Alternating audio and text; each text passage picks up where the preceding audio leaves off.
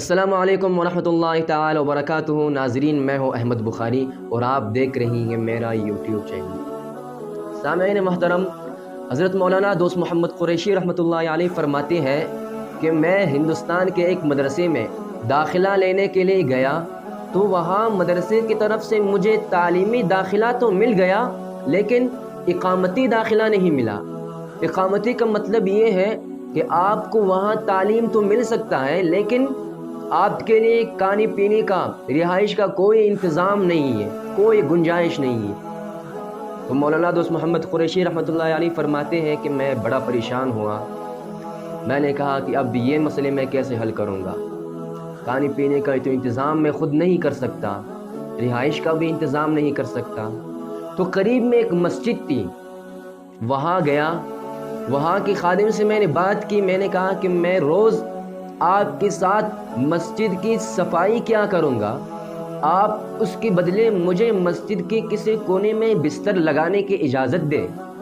تو وہ خادم تیار ہو گیا، یوں میرے رہائش کا مسئلہ بھی حل ہو گیا۔ لیکن اب کھانے پینے کا مسئلہ تھا، وہ کیسے حل کرتا؟ میں یہی سوچ کر بڑا مغموم سا مسجد کے باہر کھڑا تھا تو وہاں راستے میں گزرنے والوں میں سے ایک بوڑھی عورت گزرنے لگی اور میرے پاس آئی اور مجھے دیکھنے لگی اور کہنے لگی کہ بیٹا، آپ شکل و صورت سے بڑی شریف خاندان کے فرزند معلوم ہوتے ہیں، آپ اتنے مغموم افسردہ کیوں ہیں؟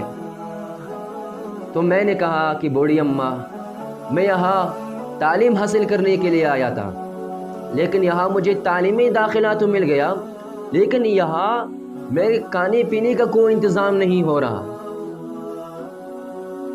تو میں سوچ رہا ہوں کہ میں واپس اپنے گھر کی طرف چلا جاؤں، تعلیم حاصل کرنا میرے قسمت میں ہی نہیں۔ تو وہ بوڑھی عورت بڑے لجاجت کے ساتھ کہنے لگی کہ بیٹا، تعلیم حاصل کرو، مت جا، اگر کھانے کا مسئلہ ہے تو وہ میں حل کروں گی۔ تو مولانا دوست محمد قریشی رحمۃ اللہ علیہ فرماتے ہیں کہ میں نے اس عورت سے پوچھا کہ آپ کیسے حل کرو گی؟ وہ عورت کہنے لگی کہ میں ایک بیوہ عورت ہوں اور یہاں قریب ایک امیر گھرانے میں کام کرتی ہوں اور اس کام کرنے کے بدلے مجھے روزانہ 2 روٹیاں ملتی ہیں، ان میں سے ایک میں کھایا کروں گی، ایک آپ کھایا کرے، اسی طرح ہم دونوں کا بھی گزارا ہو جائے گا۔ تو میں نے بوڑھی اماں سے کہا ٹھیک ہے، اور بوڑھی اماں یہ سن کر بڑی مطمئن ہو گئی۔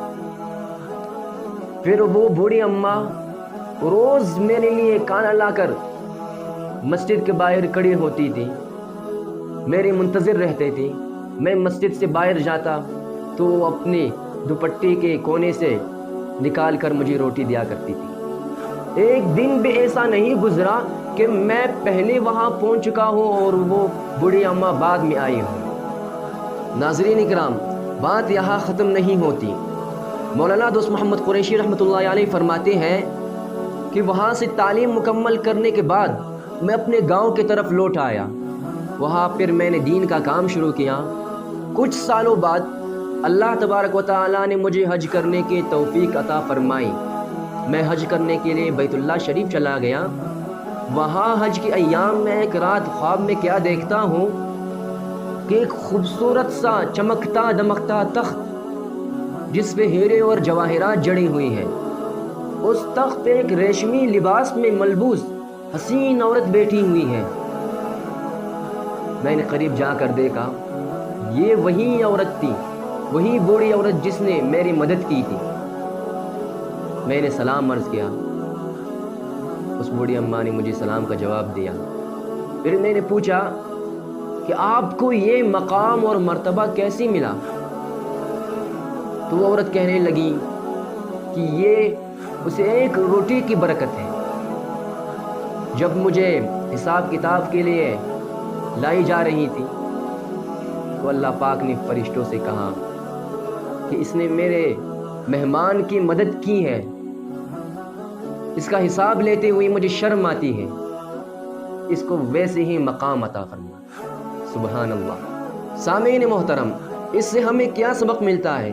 ہم ملک کی جس کونے میں بھی رہتے ہیں، وہاں مدارس میں ہوں گے، مساجد میں ہوں گے، وہاں دور دراز علاقوں سے بچے آ کر پڑھتے بھی ہوں گے، تو یہ ہم سب کا حق بنتا ہے کہ ہم ان کے ساتھ محبت کے ساتھ پیش آئیں۔